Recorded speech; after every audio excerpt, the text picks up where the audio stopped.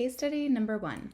This is a 75-year-old gentleman who presented with peripheral neuropathy and was complaining about unsteadiness, frequent falls, and some dizziness with bending over.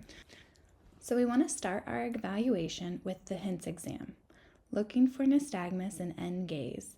Here he's looking to the left, straight, right,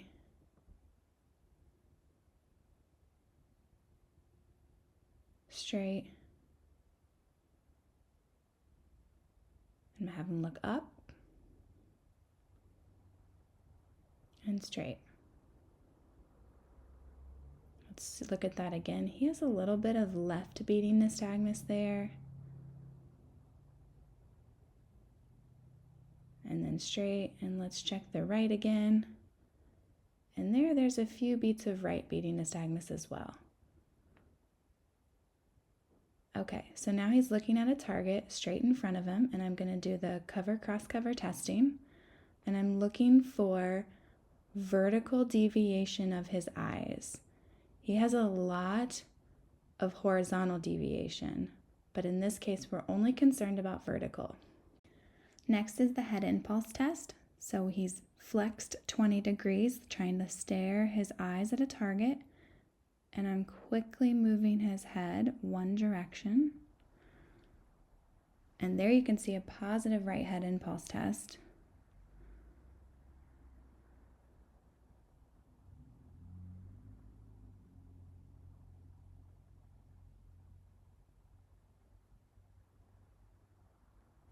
On his initial evaluation, he was found to have right posterior canal BPPV and was treated for it.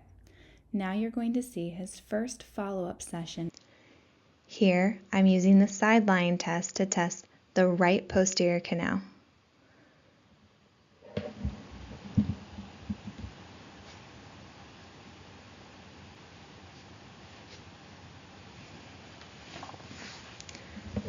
It is important to wait 1 minute to determine if there's any delayed onset of nystagmus or dizziness.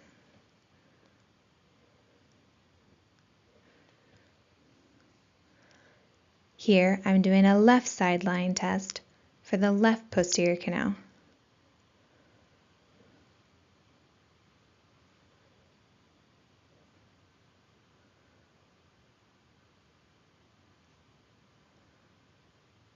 I'm observing his eyes and do not note any nystagmus. The patient reports he's dizzy-free in both of those positions. So next, let's do a supine roll test to check horizontal canals.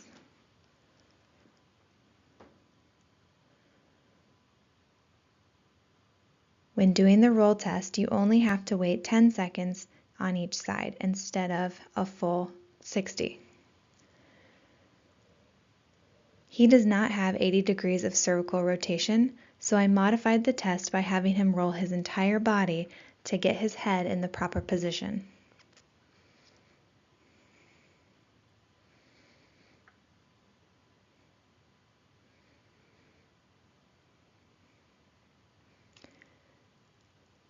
His BPPV is resolved.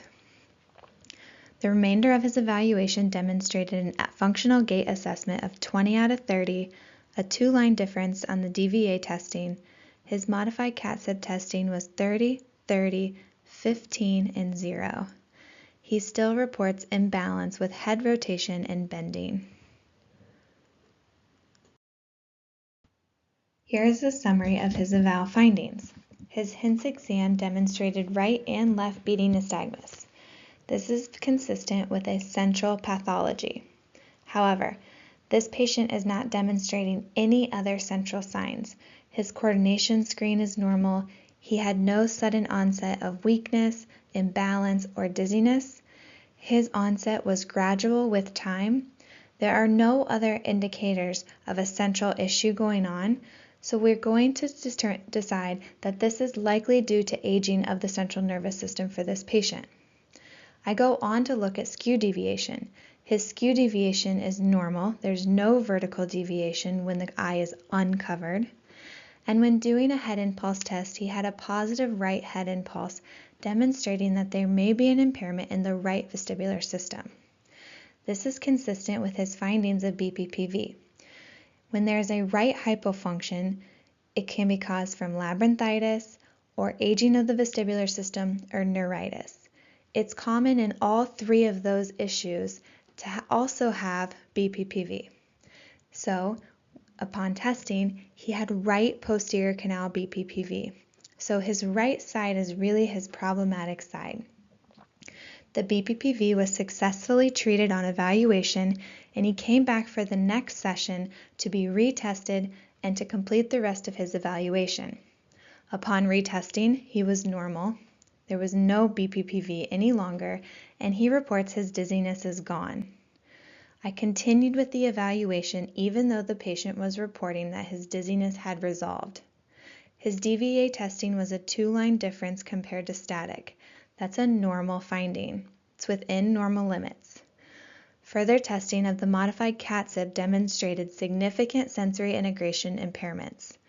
He was able to complete 30 seconds in Romberg with eyes open, on the ground, 30 seconds in Romberg with eyes closed on the ground, only 15 seconds in Romberg with eyes open, and he was unable to complete any time with eyes closed on foam. The way you score this is a total score of 75 out of 120 seconds, so you add up all the conditions. His functional gait assessment was a 20 out of 30. Anything less than a 23 indicates he's a high fall risk. His reports of motion sensitivity had to do with head rotation and bending over, still causing him imbalance, although he no longer felt dizzy. So even though we cleared his BPPV, his reports of dizziness were gone, he's still a good candidate for vestibular rehab because of his impaired sensory integration, his high fall risk, and his motion sensitivities. We're going to let his vestibular evaluation findings guide our treatment. His first deficit was the modified CAT-SIB. This indicates that we should include vestibular integration exercises into our treatment plan.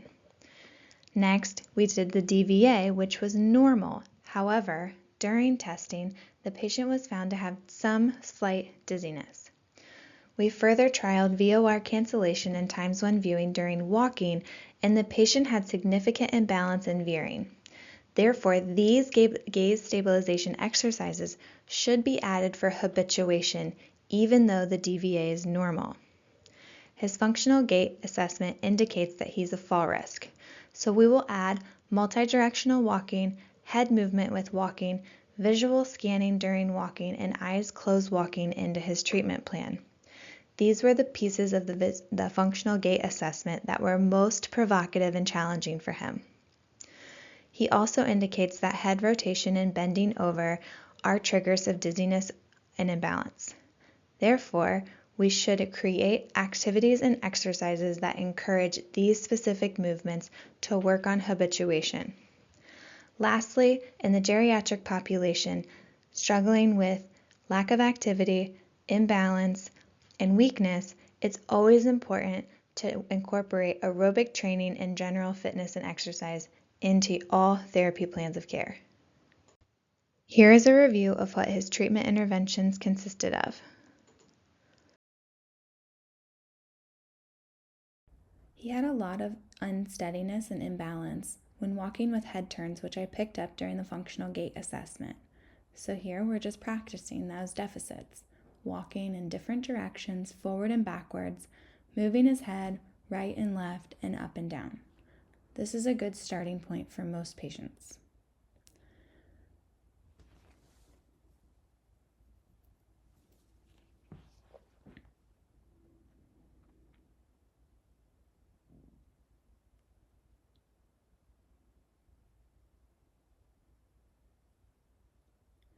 Now we're going to take the gaze stabilization exercises we covered in the course and apply them to walking, because standing for him was too easy. He wasn't challenged enough. I really start to see his unsteadiness when he does VOR cancellation with walking. Horizontal VOR is much more challenging, but he's still unsteady with vertical, so I want to incorporate both of those things into his session. This has him standing on foam, stepping on and off, which is a balance challenge in and of itself. But I further challenge the vestibular system by adding the ball toss. So he's having to visually track the ball as well as move his head up and down to see it coming as I throw it at him. Here, this is a double hit to the vestibular system because he's standing on foam, making him use his vestibular system more, while adding head movement, trying to find the matching items on the spot-it cards. You can place the cards in different planes depending on what challenges your patients. In this exercise, he's doing an arrow task. So on the computer, there are green, red, and blue arrows. If the arrow is red, he goes the opposite direction of the arrow to touch the target. This is a great way to incorporate agility training, increase a little bit of intensity and coordination, while still challenging the vestibular system.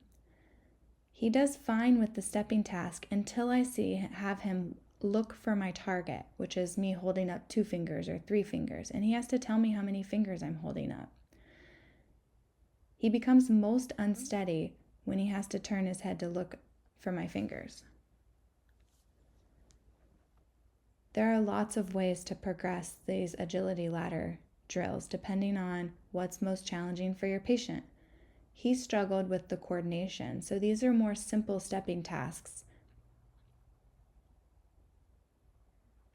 Here he's doing 2 feet in and 2 feet out, while again every once in a while having to turn his head to look and tell me how many fingers I'm holding up.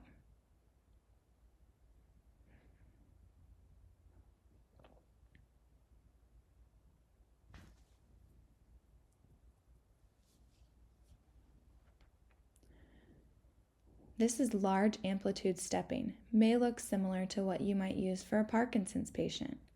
That's a great functional strengthening and balance task, but I add in the vestibular challenge by having him make sure he looks at his thumb each direction. So he's not only stepping large and reaching large, he adds the head turn to look at his hand as the target. He's much more challenged balance-wise during this activity than just doing large amplitude stepping. Now we take it into the treadmill. He's very unsteady without using his hands, so in order to get some aerobic training into the session, I allow him to hold onto the treadmill. I'm holding up cards right and left, and he has to tell me what's on the card. Now, I'm using a laser light and pointing it around the room. He has to look around the room to try and find my laser. It's kind of a fun game, but really encourages a lot of head movement during walking. Here I'm adding times 1 viewing and all the other gaze stabilization exercises that we've talked about. This is a fun way to kind of do that. I put this on the treadmill and the patient has to stare at an E, move their head 1 time in the direction the E is facing. So the blue E, they do 1 head turn right while keeping their eyes focused on the E, come back, move to the yellow E, move their head up, come back, move their eyes to the green E, and move their head down. And so they can go along the paper doing basically 1 repetition of lots of different times 1 viewing exercises. Here's VOR cancellation, so he's holding a card, moving his head, keeping his eyes focused on the target as his head and card are both moving. Loaded carries are great for functional strengthening. These are kettlebells on rubber bands. The rubber bands kind of cause the kettlebells to bounce, which gives them some perturbation to their gait, further challenging balance. Here we do functional step-ups. So these are great strengthening exercises for quads and glutes, which he needs. But now we're going to further add the vestibular challenge. So we're going to go to a longer single leg stance phase by making him do a high knee. So he steps up, high knee, back down to the ground.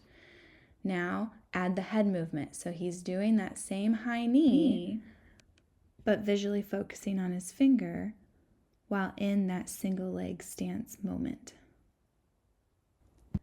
We use the TRX for functional strengthening because his quads and calves are very weak.